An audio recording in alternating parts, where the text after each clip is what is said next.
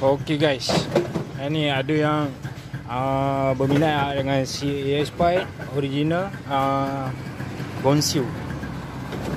Dia besi kan, dia tak ada stapler, dia pakai clip. Ni besi, ni bawa besi original. Kalau ada yang berminat, korang boleh DM laju-laju DM laju-laju.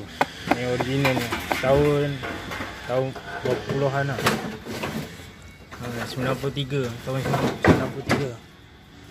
Ada besi, tak ada stapler. Dia semua pakai klip.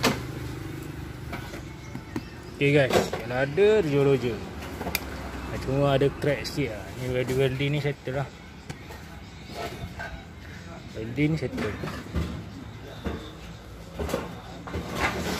Okay guys, orang pun tak biasa tengok.